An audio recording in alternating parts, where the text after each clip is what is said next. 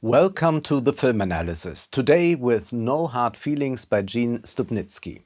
This film had great potential. The starting constellation couldn't be better. Situated in Montauk, we get to know the young woman Maddie, 32 years old, who must get by without her mother. Her mother has died and left her the house, but that house is in danger as the property tax is due and Maddie just doesn't have the money. Then her car is taken away, she can't afford that either, ultimately taking away her only job, which is trying to earn enough money as an Uber driver to still be able to afford this property tax. She does a bit of work, but there is no real opportunity for her. Her friends don't know what to do either. They too live rather precariously. One of them advises her to exploit the human body capitalistically. Plasma, ova, there's always something to sell. And in a way, she does. Maddie accepts quite the strange offer from a millionaire family. The parents are worried about their 19-year-old son. Percy is highly talented, but has completely withdrawn into his neurosis. He plays on the computer all day, consumes pornography, but he doesn't really contact the female sex. He also entertains an anxious relationship with everyday life. And that's where this young Percy might need to be awakened. The parents are looking for a woman in her early 20s, but as no one comes forward, Maddie is supposed to take over.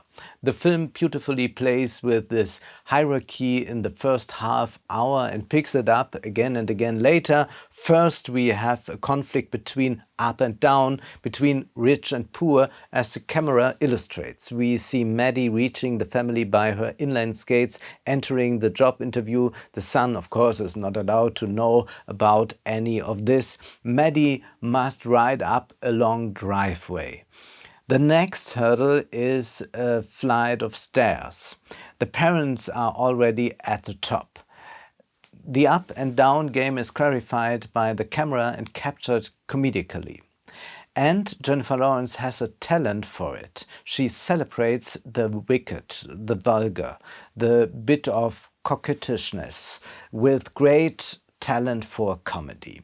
And it's also exhibited repeatedly that Maddie isn't in control like the rich. While sitting there at the interview, she is stuffing all kinds of snacks down her throat, while the rich parents are just sitting there calmly, under control, both wearing smartwatches, the very serenity of wealth already present in Parasite.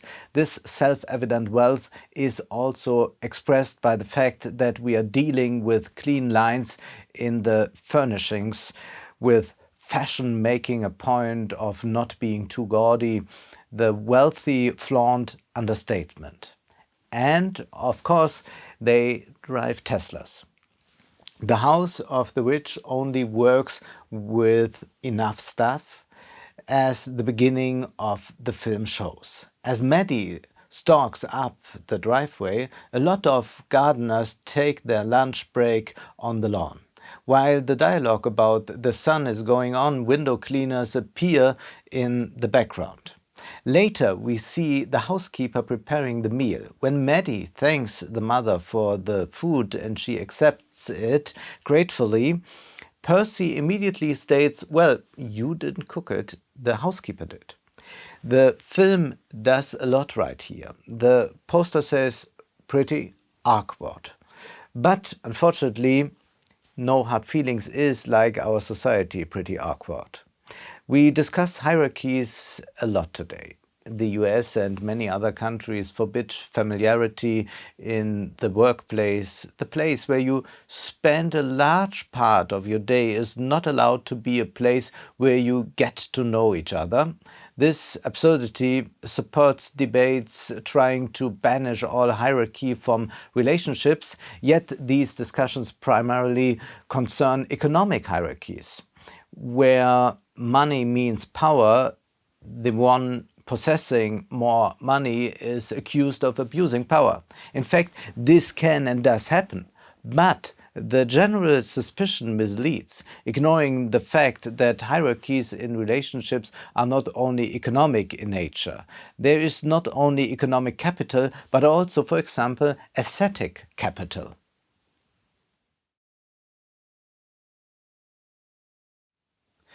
Attractiveness and beauty can exert incredible power. And let's not forget the power of life experience. Taking Percy's and Maddie's constellation into account, the woke discourse is turned on its head. At least in the first half of the film, Percy is heavily wealthy and his parents are so powerful that they can even buy dates. Maddie is threatened with losing the house she inherited from her mother. Now she is forced to date Percy. She makes a point of saying she's not an escort girl, but she is supposed to be dating him all right. It's very clearly stated.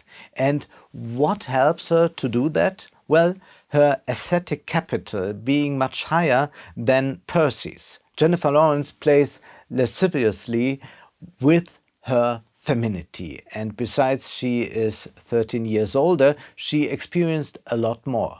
Who is the more powerful in this constellation? Let's leave aside the fact that Percy is ignorant, that he has no idea what his parents are doing in the background. Consequently, despite his wealth, the hierarchy is not so clear-cut.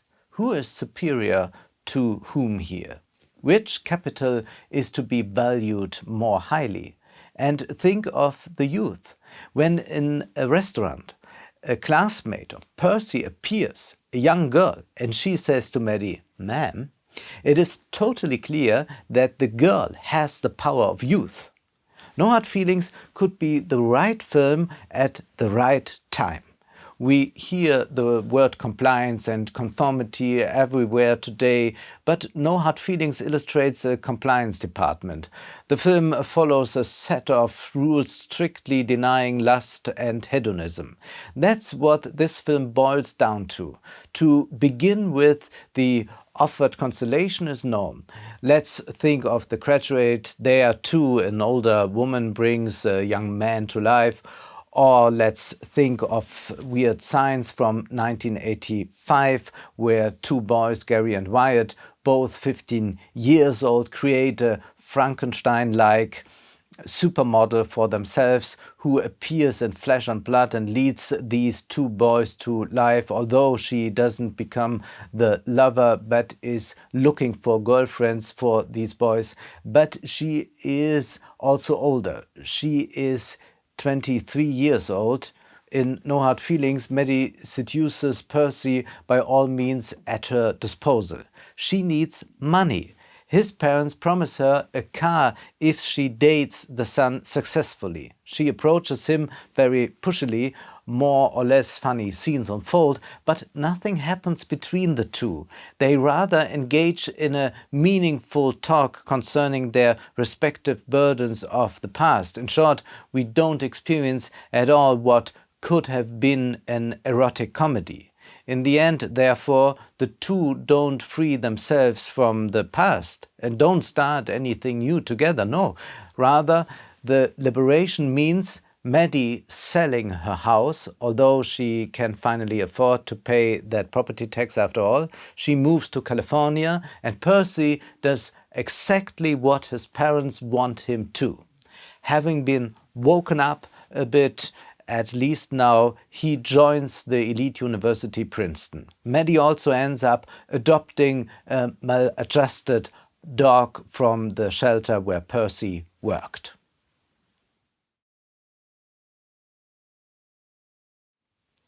The adoption represents far more than a superfluous detail, but manifests abstinence once again. The woman voluntarily finds herself in the role of the care worker, and this is made very clear by the fact that she takes on such a surrogate motherhood here. As Maddie pretends to want to adopt a dog at the film's beginning, she answers as to why, because I can't get one myself. Significantly, motherhood seems destiny to a woman in her 30s. She is supposed to take responsibility now. The dog is also a substitute for Percy, and she can also take care of Percy a little, mothers him as she also drives him to Princeton. But sexuality is finally banished, failing over and over. The two want to sleep together. First she wants it more than him, then he, but then he is drunk and she doesn't want to, and so on. But in the end, it doesn't happen. Sexuality is banished and the parents' education program has worked. Percy now seems a bit more open-minded. He pursues a career. The investment of a child has paid off for the parents and the money stays in the family.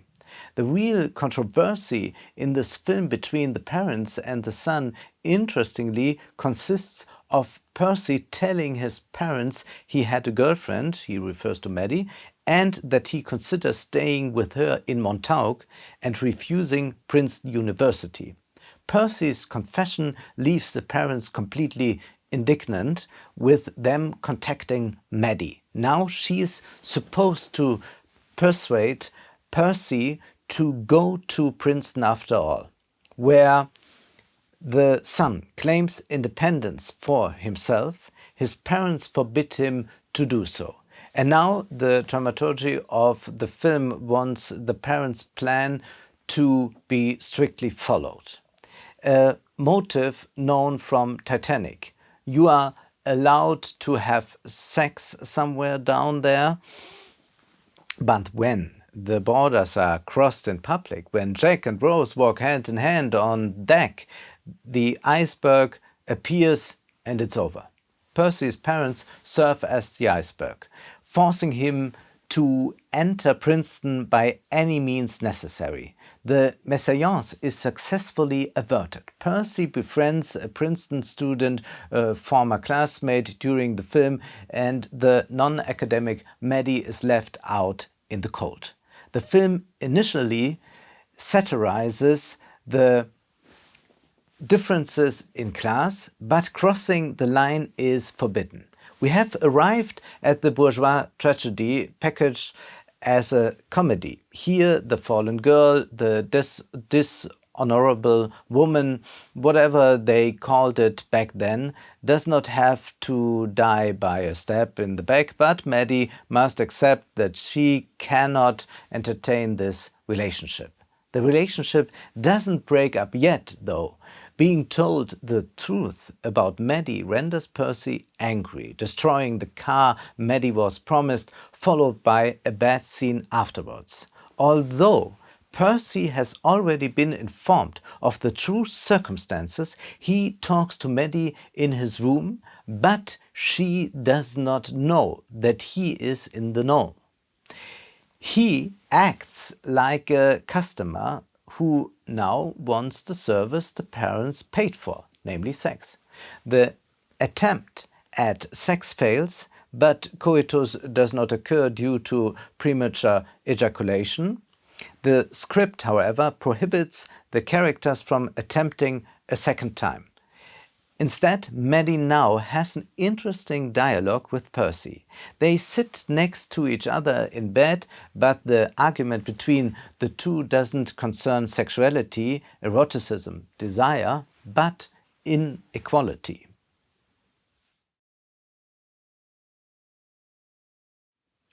Percy wants to confront Maddie, but Maddie makes it clear to him, you are talking from a completely different economic position. You are rich and I may soon lose my house. And now something shocking happens. Percy tells her, it's your choice to stay in Montauk. You can also sell the house. You may go down a different route. You don't have to tie yourself to the past, and so on. Percy basically tells her maybe some inequality prevails, but actually it's only a question of will. representing not just the character speech, but the film's core message. It is surprising because before the film shows us more and more rich people live in Montauk, life is becoming increasingly expensive, hardly any normal citizen can afford it, but think of the main economic conflict that brings Maddie into this situation. Maddie's real problem consists of the state requiring her to pay property tax.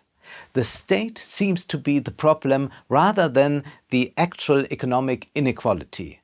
Unsurprisingly, the film offers us individual solutions to political problems. Maddie prostitutes herself and her closest friends can't afford a house even though they wish to start a family. They are supposed to move. In the end, Maddie sells them her house well under market value. The film glorifies this redistribution as it concerns those living precariously. Look how beautifully poor people share. What the film sells as a gesture of friendship on Maddie's part is a further step into poverty for Maddie too, because as an Uber driver she could use any reserve. Untouched, on the other hand, is Percy's family's money. He even demolishes Maddie's promised car, but Maddie must pay for the repairs. Percy does not turn on his parents either.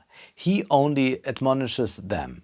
He asks them to have a little more freedom and they must not care for him too much. But his anger is mainly directed at Maddie, who got into the situation out of necessity. The topos of the dishonorable woman selling herself is once again served here. In No Hard Feelings, things are sometimes vulgar and the word fuck is often used, but the film remains ultra-conservative. At least there is a bit of mockery about Gen Z incapable of enjoying themselves anymore. Even with 3 being in bed, they are still tending to their smartphones. But the film also expresses Gen Z, because the makers of the film have no sense of eroticism at all. In the initiation and pickup scenes, they merely imitate scenarios and dialogues from porn films. Percy's parents say right at the beginning that he is an avid consumer of pornography. Sexuality is banished from society here, pushed into pornography. People no longer flirt in the office, but send naked pictures of themselves to complete strangers via dating apps. Incredibly funny erotic sex scenes could unfold, but we don't find any of that. No Hard Feelings could have been a glorious gem, a truly glorious comedy. A 19-year-old rich kid runs off with a 32-year-old Uber driver, having a wonderful time together, turning the property system upside down a bit on the side.